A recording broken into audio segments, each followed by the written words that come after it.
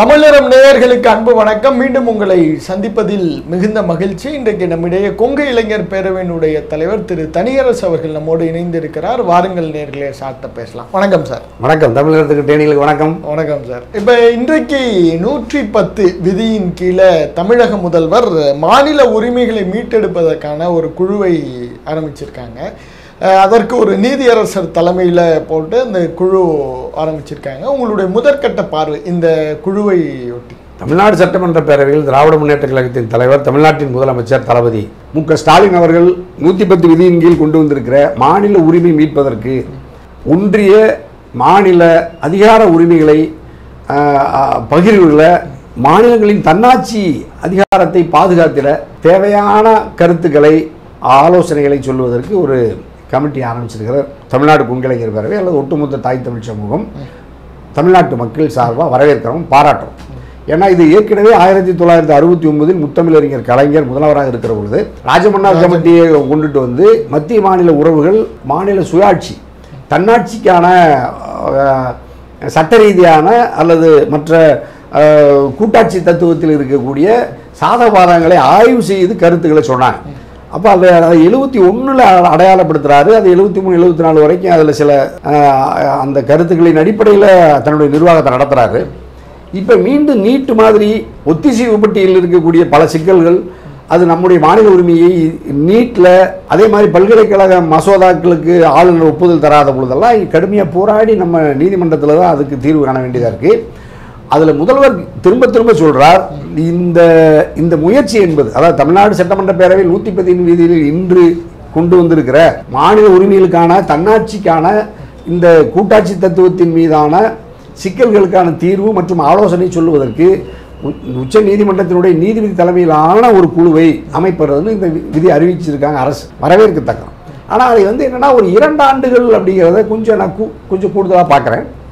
ஓராண்டுக்குள்ள அந்த அறிக்கையை நம்ம அந்த குழு ஆய்வு முடிக்கணும்னு நம்ம கருதியிருக்கணும். ஏன்னா நம்முடைய ஆட்சி காலம் 2026 திராவிட முன்னேற்ற கழகத்தினுடைய அரசனுடைய டேர்ம்ஸ், அதனுடைய பீரியடு முடிய போகிறதுனால நம்ம அதுக்குள்ளே இருந்திருந்தால் அதில் இன்னும் ஒரு நம்ம இந்த தேர்தல் பரப்புரையில் அந்த குழு, அந்த கமிட்டியினுடைய பரிந்துரை அடிப்படையில் நம்ம மக்கள்கிட்ட விவாதத்தை வைக்கிறதுக்கு, பரப்புரை வைக்கிறதுக்கு சரியாக இருந்திருக்கும். ஆனால் அதில் முதல்வர் 2 ஆண்டுகள்னு சொன்னதில் ஒரு சின்ன ஒரு கால நீட்டிப்பு கூடுதலாக போயிருக்க வேண்டியதுங்கிறது ஒரு சின்ன எனக்கு ஒரு தயக்கம் தான். மற்றபடி அந்த கருத்து நியாயமானது. இன்று அவர் முதலமைச்சரையே தமிழ்நாடு சட்டமன்ற பேரவையில் முதல்வர் 110 விதியின் கீழ் அவர் அறிவித்த அறிவிப்புக்கான காரணங்களை அடுக்கியது 100 விழுக்காடு நியாயமானது. ஆகவே மாநில தன்னாட்சி, மத்தியில் கூட்டாட்சி, மாநிலத்தில் தன்னாட்சி என்கின்ற அந்த முழக்கத்தை இந்தியாவிலேயே தொடர்ந்து வலியுறுத்துகிற மாநிலம் தமிழ்நாடு. அதை வலியுறுத்துகிற இயக்கம் திராவிட இயக்கம், திராவிட மாடல் அரசு. அது கலைஞர் அல்லது அதற்கு பிறகு இப்பொழுது தளபதியும் முதல்வராக இருந்து அந்த குழுவை அமைத்திருப்பதில் வரவேற்கத்தக்கிறோம், பாராட்டுறோம். இந்த குழுவை இதனுடைய பரிந்துரைகளையும் மத்திய அரசு, ஒன்றிய அரசு ஏற்க வேண்டும் என்கின்ற கோரிக்கையும் நம்ம வைக்கிறோம். ஓகே. இப்போ பாஜகவினர் வைக்கிற குற்றச்சாட்டு என்னன்னா, ராஜமன்னார் குழு கொடுத்த பரிந்துரையை இவங்க குப்பத்தொட்டியில் போட்டாங்க, சும்மா இவங்க குழுவை உருவாக்கி சும்மா டைவெர்ட் பண்ணுறாங்க, தமிழகத்தினுடைய இஷ்யூவை, ஊழலை, லஞ்சத்தை, இதெல்லாம் டைவெர்ட் பண்ணுறதுக்காக முதல்வர் ஸ்டாலின் இது மாதிரி பண்ணுறாரு அப்படின்னு சொல்கிறாங்க. அப்படி இல்லை, நீ ஊழல் அப்படிங்கிற ஒரு ஒரு ஒரு வார்த்தையை அல்லது ஒரு நிகழ்வை அல்லது ஒரு செயலை காட்டி மாநிலங்களினுடைய சட்டபூர்வமான உரிமைகளை பறிப்பது என்பது இருக்கு இல்லைங்க, அது ரொம்ப கொடுமையானது. ஊழலை விட சர்வாதிகாரம் கொடியது. முதல்ல சர்வாதிகாரத்தை ஒழிக்கணும், ஜனநாயகத்தை காக்கணும். ஜனநாயகத்தின் தளத்திலிருந்து தான் ஊழல் ஒழிக்கணும். நீங்கள் ஊழலை ஒழிக்கிறேன்னு சொல்லிட்டு சர்வாதிகாரம் ஆட்சி என்பது பர்மாவில் பெரிய இராணுவ ஆட்சி பார்க்குறீங்க. அவர்கள் சொன்னதும் ஊழலை ஒழிக்கிறேன்னு சொல்லிட்டு தான் இராணுவ ஆட்சியில் இருக்கு. ஊழல் ஒழிக்கிறேன்னு சொல்ற இடத்துல எல்லாம் சர்வாதிகாரி இருப்பான். ஊழல் ஒழிக்கிறேங்கிறது தான் பல நாடுகளில் பல அதிபர்கள் சிறைப்படுத்தப்பட்டு பல அதிபர்கள் கொலை செய்யப்பட்டதெல்லாம் ஊழல்ங்கிற குற்றச்சாட்டை சுமத்தி தான். இப்போ ஆப்கானிஸ்தானில் ஸ்திரமற்ற ஆட்சி, ஜனநாயகம் இல்லை. இதில் பங்களாதேசத்தில் ஷேக் ஹசீனா தப்பிச்சு வெளியே வந்துட்டாங்க. என்ன குற்றச்சாட்டு? அங்கேயும் ஊழல் தான் சொல்கிறாங்க. பாகிஸ்தானில் 6 மாதத்துக்கு ஒரு அதிபர். இப்போ யார் அதிபர், யார் பிரதமர்னே தெரியல. பாகிஸ்தானில் ஒரு நாடு இருக்கா, அந்த நாட்டில் ஒரு அரசியல் இருக்கா, அந்த அரசியல் கட்சிகள் இருக்கா, அந்த கட்சியின் தலைமையில் தான் ஆட்சி நடக்குதான்னு தெரியாத அளவுக்கு இன்று அந்த பாகிஸ்தான் சின்னாபின்னமாகி கிடக்கிறதுக்கு எது காரணம்? எல்லா அதிபர்கள் மீதும் ஊழல் குற்றச்சாட்டை சொல்வது, ஒருவர் ஆட்சிக்கு வந்த பிறகு முன்னாள் அதிபர் நாட்டை விட்டு ஓடி விடுவது, இது என்ன இங்கே பக்குவமற்ற நிலைமை? அதில் எஞ்சி இருக்கிற உலகத்திலேயே மிகப்பெரிய ஜனநாயக நாடு இந்தியா மட்டும்தான். அந்த ஜனநாயகத்தை பாதுகாத்தது ஒரே கட்சி காங்கிரஸ் கட்சி தான். அந்த காங்கிரஸ் கட்சி இல்லைன்னா இன்னைக்கு 75 ஆண்டுகளை கடந்தும் இந்தியாவில் ஜனநாயகம் இருந்திருக்காது. அந்த காங்கிரஸ் கட்சி ஆட்சியில் இருந்ததுனால தான், ஜனநாயகம் இருந்ததுனால தான் இன்னைக்கு மோடி மாதிரி, அமித்ஷா மாதிரி, பாஜக மாதிரி, இந்துத்துவ மாதிரி ஜனநாயகத்தை மதிக்காத சக்திகள் கூட சர்வாதிகாரத்தை அல்லது இந்து பெரும்பான்மைவாதத்தை முன்வைத்து மக்களை பிரிக்கிற அரசியல் சாசனத்துக்கு எதிரான கோட்பாட்டை கொண்டிருக்கிற இயக்கம் கூட இன்று ஆட்சி அதிகாரத்துக்கு வந்துவிட முடியும் என்றால் அது இந்த ஜனநாயகம் தந்த பாதுகாப்பு தான். மோடி இன்னைக்கு பிரதமராக இருக்கிறார், அமித்ஷா இன்னைக்கு உள்துறை அமைச்சராக இருக்கிறாருங்கிறதுனால ஜனநாயகம் முதன்மையானது, ஊழல் பிறகு பார்த்து கொள்ள வேண்டியது. ஆகவே ஊழலை ஒழிக்கிறேன்னு சொல்லிட்டு இங்கே இருக்கிற நம்முடைய ஜனநாயக விழுமியங்களையும் மாநில உரிமைகளையும் மாநிலனுடைய பண்பாட்டு இனக்குழுக்களினுடைய தேசிய இனங்களினுடைய பண்பாட்டு சிதைவை திட்டமிட்டு இந்தி மேலாதிக்கம் அல்லது வடநாட்டு மேலாதிக்கம் நம் மீது அழுத்தி திணித்து நம்மை ஒழிப்பது என்பது ஊழலை விட கொடுமையானது என்பதனால் நம்ம இதை கண்டிக்கிறோம். அதே மாதிரி நீங்கள் பாஜக ஊழலை ஒழிக்கிறதுனா நயினார் நாகேந்திரன் அதிமுகவுக்கு போய் பாஜகவுக்கு தலைவராகிடலாம்.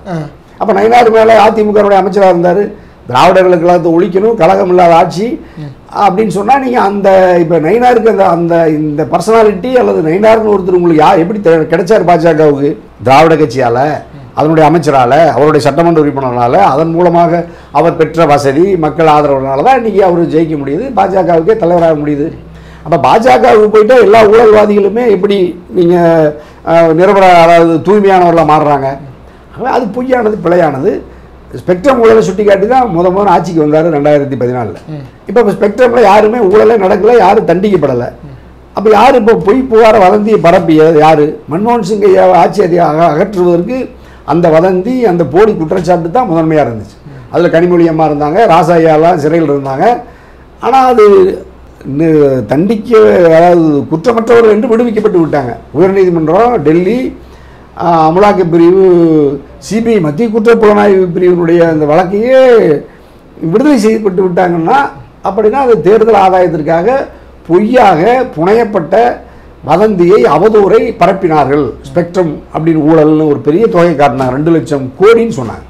₹1 கூட யார் ஒருவராவது அதில் கையூட்டு பெற்றார்கள் என்பதை இந்தியாவினுடைய பாஜகவினுடைய மத்திய குற்றப்புலனாய்வு பிரிவோ, வருமான வரித்துறையோ, அமலாக்க பிரிவோ நிரூபிக்கவே இல்லை. எல்லாரும் இன்னைக்கு விடுதலை ஆயிட்டாங்க. ஆனால் அவர்களுக்கு தேவை ஆட்சி மாற்றம். இந்த அப்பாவி மக்கள் மத்தியில் போய் பரப்புரைகளை பரப்புவது, அதுதான் இன்னைக்கு நடந்திருக்கு.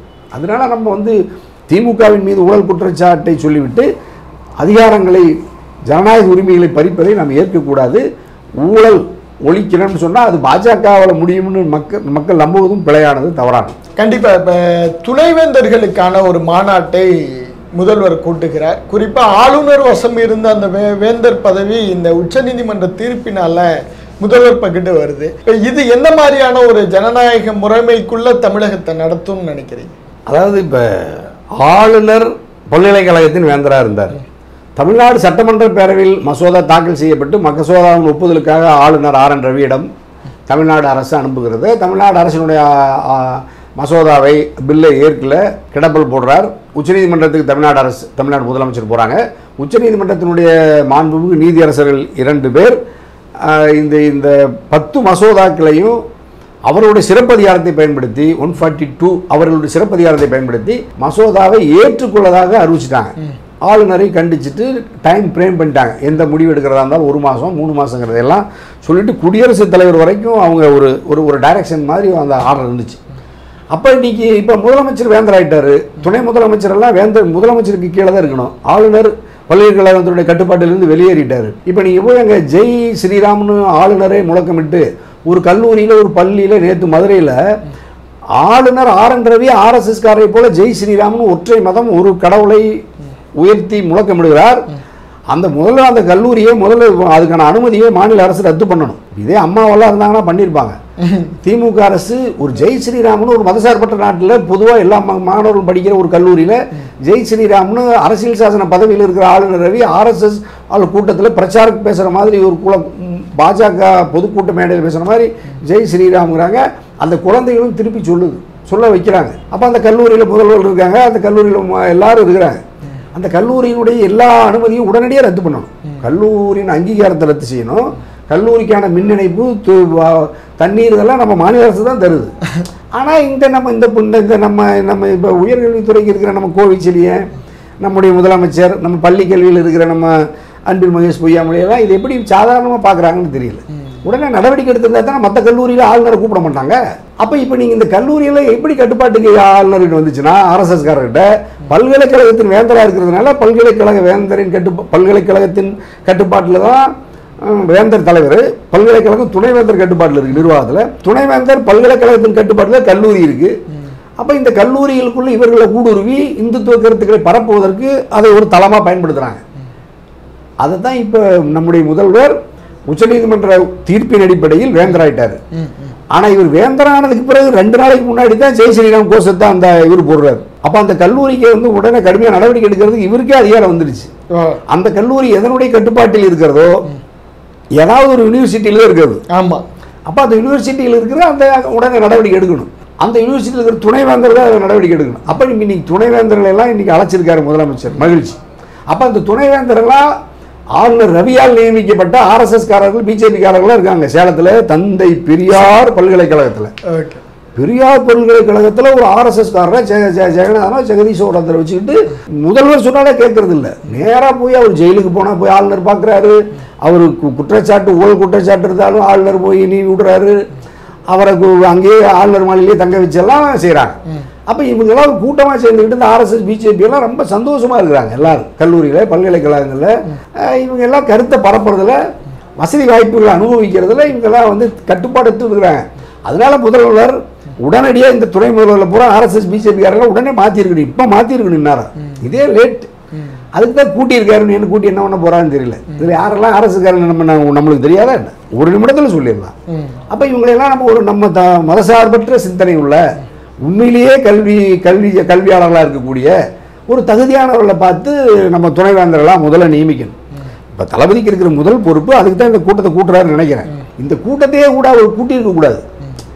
அரசுகளை நீக்கிட்டு பொதுவாக நேர்மையாக இருக்கிற கல்வியாளர்களை முதல்ல நியமிச்சுட்டு அவங்களையெல்லாம் கூட்டி இவர் ஒரு வழிகாட்டுதல் சொல்லியிருக்கணும். வேந்தருக்கு அடிப்படையில், ஐயா பல்கலைக்கழகம் உங்கள் கட்டுப்பாட்டில் தான் நம்முடைய தமிழ்நாட்டில் இருக்க 8 கோடி மக்கள் கல்வி இருக்க போகிறாங்க. பாடத்திட்டங்கள் சிலபஸ் எப்படி இருக்கணும், கல்வி கூடங்கள், பல்கலைக்கழகங்கள், கல்லூரிகள் எப்படி இருக்கணும், அதில் நீங்கள் என்னென்ன கருத்துக்களை பேசணும். அந்த பல்கலைக்கழகங்களுக்குள் கல்லூரிகளுக்குள் இந்துத்துவ சக்திகள் ஊடுருவி மத பிரச்சாரத்தில் நடத்துகிறாங்களான்னு நீங்கள் பார்க்கணும்.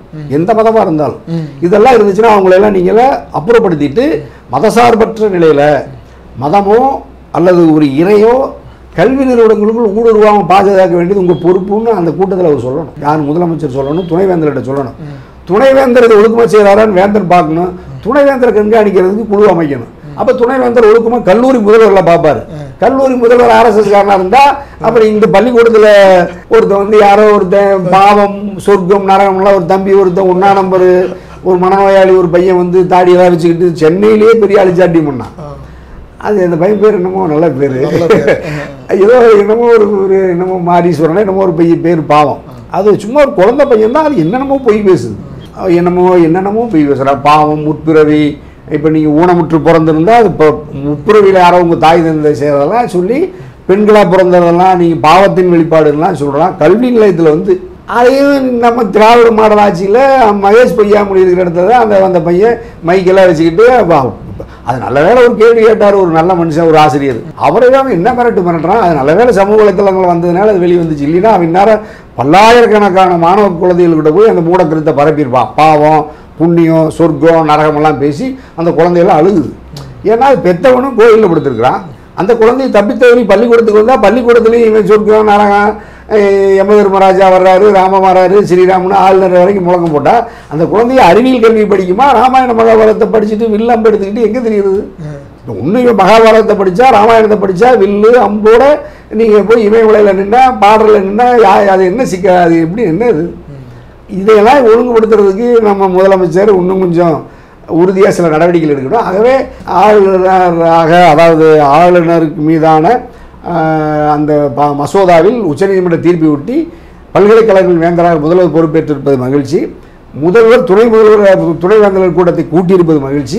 துணைவேந்தர்களாக ஏற்கனவே இருந்தவர்கள் இந்துத்துவவாதிகளை வெளியேற்றிவிட்டு நேர்மையான நடுநிலையான கல்வியாளர்களை நியமித்து நம்முடைய தமிழ்நாட்டினுடைய கல்வி சாலைகள் மதசார்பற்ற அறிவியல் முற்போக்கு கருத்துக்களை போதிக்கிற கல்விமான்களால் ஒட்டுமொத்த நம்முடைய மாணவ செல்வங்களும் வழிநடத்தப்பட வேண்டும் என்று எதிர்பார்க்குறோம். அதுக்காகத்தான் முதல்வர் அந்த முயற்சியில் ஈடுபடுறாருன்னு நான் நினைக்கிறேன். நன்றி. மிக்க மகிழ்ச்சி. தமிழகத்துக்கு நம்முடைய தேனிலையாக வணக்கம்.